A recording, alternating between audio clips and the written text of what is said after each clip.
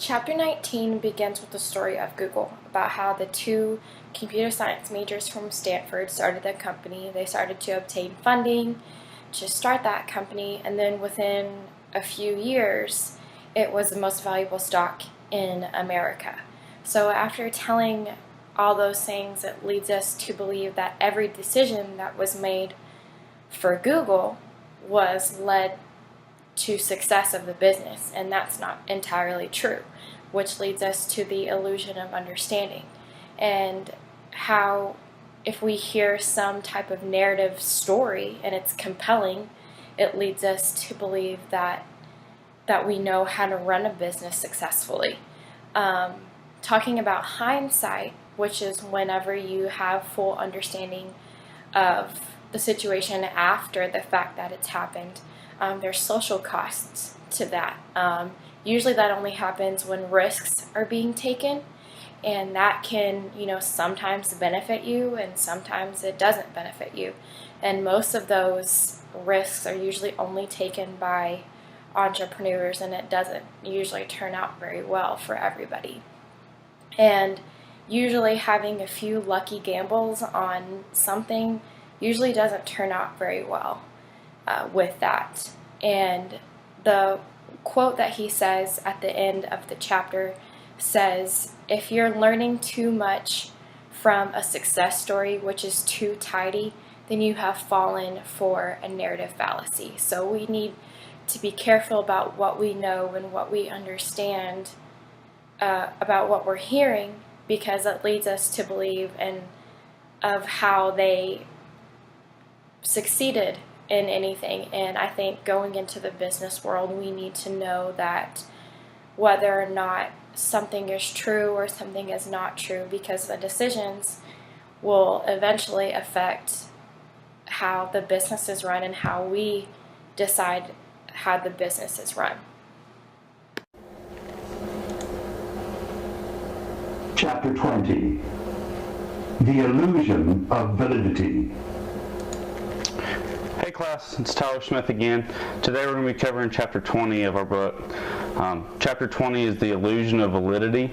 The illusion of validity is leaderless groups. It begins with leaderless group challenge test. The results of this test were the forecasts were better than blind guesses, but not by much. This was Kahneman's first cognitive illusion. He points out that Nisbet and Borgita showed that people are often reluctant to infer the particular from the general. The illusion of stock picking skills was the stock market is built largely on the illusion of skill. Terry O'Dean's test of judgment about stock, it compared the returns of stocks that a certain investor had sold and then that he had bought in its place over a period of 1 year. O'Dean found that the results were unequivocally bad. A paper titled Boys Will Be Boys showed that men acted on their useless ideas more often than women did. Due to this, women achieved better investment results. For a large majority of fund managers, the selection of stock is more like rolling of the dice than a playing poker. 2 out of every 3 mutual funds do not achieve their own benchmarks. In highly efficient markets, educated guesses are no more accurate than blind guesses. Firms typically reward luck as if it were skill when it comes to building portfolios for people.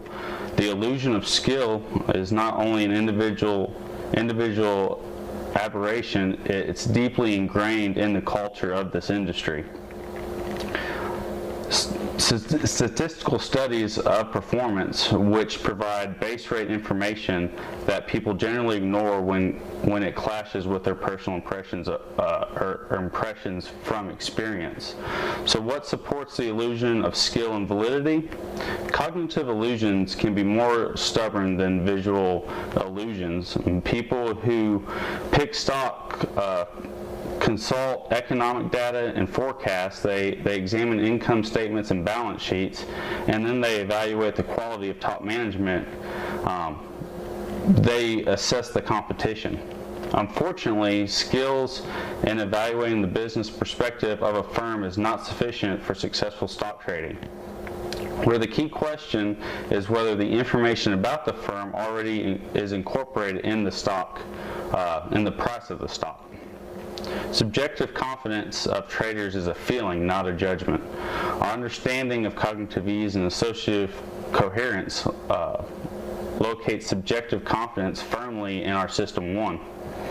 We know that people can maintain an unshakable faith in any proposition, however absurd, when they are sustained by a community of like-minded believers. The illusion of pundits, Taleb explains that our tendency to construct and believe coherent narratives of the past makes it difficult for us to accept the limits of our forecasting ability. Tetlock explains that people who acquire more knowledge develop an enhanced illusion of their skills, becoming unrealistically overconfident in those skills. Tetlock also explains that experts are led astray not by what they believe, but how they think. Tetlock's theory is expressed in his writings of the hedgehog and fox, where the hedgehogs, they know one big thing and have a theory about the world and the use of coherent framework. The foxes are complex thinkers and don't believe that one big thing drives the march of history. Foxes recognize that reality emerges from interactions of many different agencies and forces. In his test, the foxes scored best through their performance, though it was still very poor. To conclude, it's not the fault of experts. Coleman explains several different reasons for this. The first lesson is that errors of prediction are inevitable because the world is unpredictable. The second lesson is that high subjective confidence is not to be trusted as an indicator of accuracy. And to conclude, short-term trends can be forecasted and behavior and achievements can be predicted with fair accuracy, but only from previous behaviors and achievements. My name is Nicole Baker, and I will be introducing you into Chapter 21. We're going to start with a psychologist named as Paul Meehl, last name Meehl. He was one of the most varied psychologists of the 20th century. He was a professor at the University of Minnesota. He worked in several departments at the university, such as psychology, law, psychiatric department, neurology, and philosophy. He also studied and wrote papers on religion, political science, and learning in rats. He wrote a small book of wrong clinical versus statistical prediction, a theoretical analysis and a review of the evidence. That was the title. And this little book shocked and angered the clinical psychologist of the 20th century. The theory was that clinical predictions made by trained professionals versus statistical predictions made by a small sample of information, such as a few ratings or scores, would always be more accurate than the professionals. For an example, a case study in the book said counselors interviewed an entire freshman class for 45 minutes, also had access to their test scores, grades, and so forth, along with a 4-page written paper by them describing themselves. And then on the other side, they used a logarithm using only a tiny percentage of this data. And at the end of it, the formula was more accurate than 11 out of the 14 counselors. Predicted outcomes using a logarithm has spread all over the place, especially in places of low validity, meaning there are several different things that can affect it and several factors that can be taken into account, and So there's not really an easy, valid answer that you have to take into several different circumstances. They use it in cancer patients, diagnostics, new business success, credit evaluation, and so forth. A quote that aptly explains the results is that there is no controversy in social science which shows such a large body of qualitatively diverse studies coming out so uniformly in the same direction, meaning that the majority of the studies all came out in the positive and proved the theory, which is not normal. And lastly, I want to explain why experts are inferior to logarithms. Humans are inconsistent, and many not noticeable factors affect their assessments, which is system 1. Eating schedules, the weather, what side of the bed they woke up on this morning, and many other small things can literally change their assessment from one day to the next, or even just a few hours to the next. Also, personal opinion and the need to make things more complex comes into play, and why it isn't as consistent. A lot of the algorithms look at only fact and are not clouded by human judgment. They will always return the same answer when given the same inputted information, so there's a consistency that there isn't in human judgment. For the second half of chapter 21, I will be passing it off to my classmate Joshua. Hi everyone, I'm Josh Chamaris from Ethics Group 5, and I'll be covering the hostility of algorithms and how we can learn from meal, which are part of the second portion of chapter 21 of our weekly Kahneman reading. So the hostility of algorithms stems from how people react when they find out that tasks were performed by an algorithm or a statistical method or a computer versus if the task was performed by a person based off their natural skill or their intuition or their gut feeling. So humans tend to sympathize with their own skills and natural products and work we did our own versus a machine doing the work or following statistics or a factual method.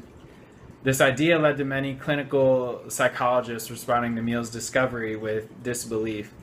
Meal's statistical method was seen as mechanical, cut and dry, and artificial, while the clinical or the natural skill was seen as dynamic, natural, and rich. We see these attitudes when humans compete with computers, such as a human playing chess against a computer, or when asked between choosing a natural food source or a processed food source, people are more likely to sympathize with the human, or they're more likely to pick the organic natural food. So what can we learn from Meal and his discovery that statistics and factual methods can actually prove more beneficial? We have learned that the statistical rules when making these decisions are far superior than following your intuitive clinical judgment. Kahneman was tasked with creating a new interview process for the Israeli Defense Force, and he found that by instructing the interviewers to focus on factual questions and set abilities while ignoring the halo effect, the Defense Force was evaluating new recruits' future success with greater accuracy than they've ever seen in the history of their interview process. Kahneman stresses that while statistical questions and facts can help you with accuracy on deciding factors such as future successes of new employees, it's still important to trust your gut sometimes, but not to rely on it. So next time you're working on a project or you're interviewing someone, don't rule out boring statistical algorithms right away, but because they can prove beneficial, but don't necessarily neglect your gut feeling, because sometimes your gut feeling can be right.